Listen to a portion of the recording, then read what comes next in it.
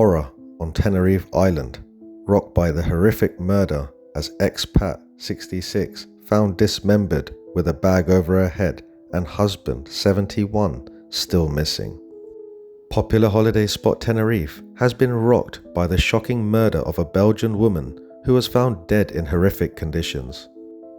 Laura's lifeless body was discovered just days after she went missing with her husband, Marc.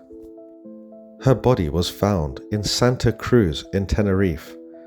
They initially both disappeared from Adige, a town in Santa Cruz de Tenerife, and were last seen on April the 22nd. A search notice was posted for the old couple by the Spanish National Center for Missing People after they shockingly disappeared. A spokesperson said in a statement the Ministry of Foreign Affairs in Brussels and the Belgian consulate in Tenerife are following this case closely and are in contact with other competent Spanish and Belgian authorities on this matter. One of the friends of the couple told investigating authorities that the couple seemed happy and everything seemed to be going well in their lives. While Laura has now been confirmed dead, her husband Marc is still missing and is nowhere to be found. Laura's body was discovered at the sea by a fisherman, and this was reported by the local media in Tenerife. Now, this was a horrific murder. The corpse of Laura was severely mutilated and her limbs were reportedly missing. Officials suggest that Laura's body had been in the water for several days, and an autopsy report confirms that it was a violent death. Now, unfortunately, there's a lot of horrific things going on in Tenerife. You see, in 2021, a British man was stabbed to death in Tenerife in a suspected burglary that had gone wrong. The 31-year-old was said to have made a desperate attempt to flee his attackers following the knifing on a residential complex in the south of the island. The incident occurred in the island village complex near Playa de las Americas, where the late crook John Palmer set up his notorious timeshare business. Now, regarding this incident, local reports said that the stabbing could have occurred during a violent break-in at the victim's home.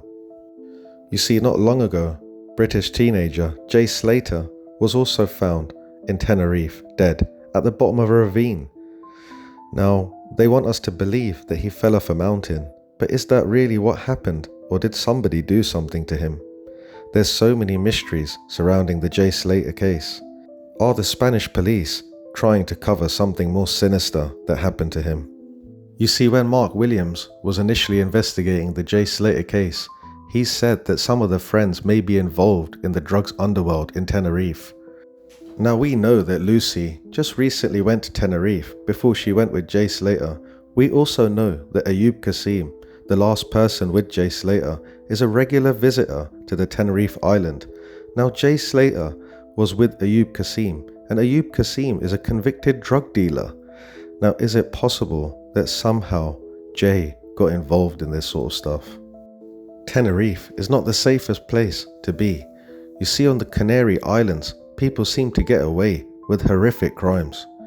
It was only in 2023 that another British man was left fighting for his life after being brutally assaulted on the Tenerife party strip. The man, who's believed to be around 30 years old, was repeatedly knocked unconscious by a punch to the head and then suffered a skull fracture and internal bleeding when he hit the ground. You see, Tenerife has been struck in a bitter turf war between the British drug gangs and the feared Italian mafia, and this has been going on for the past few years. The holiday hotspot is known for its dark criminal underbelly.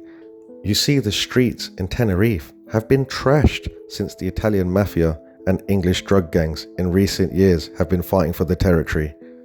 Thousands of British tourists flock to Tenerife each summer to enjoy the sandy beaches, the vibrant nightlife, and the cheap alcohol. But along with the blaring music and the sound of boozy tourists, a much sinister world exists, fueled by a fight for drugs. As the intense and brutal battle to control the island's main trade points in Costa Adige and in Playa de las Americas have been plagued by drugs carnage for years. You see, Jay Slater was last seen partying in Playa de las Americas just hours before he vanished. Former detective Mark Williams Thomas, who was working with the Jay Slater family in Tenerife, has already suggested that the teen's disappearance could have links to an established criminal network. He said, as part of this investigation, we have sought to speak with all the people that Jay had in contact while he was in Tenerife. The result of this digging has opened up an established criminal network with links to drugs, violent crime, and theft. At this stage, I cannot expand any further on what we know. I'm unable to say if this network has anything to do with Jay's disappearance, but I remain open-minded as we continue to investigate. Now, Jay was apparently with Ayub Kasim at the Airbnb. Now, Ayub Kasim booked this Airbnb in a different name. Ayub Kasim is a convicted drug dealer.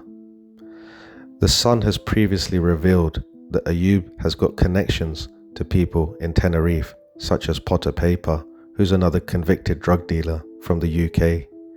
We've already discussed how there's a war going on between the mafia and UK drug dealers. Now, the Spanish police have already spoken to Ayub Kasim and Rocky, and they cleared both of them to return to the UK. They dubbed them both irrelevant to the investigation. But there have been calls for the police to speak to them again amid the ongoing mystery of Jay's disappearance. Jay Slater's uncle Glenn said he was left baffled by the police's decision.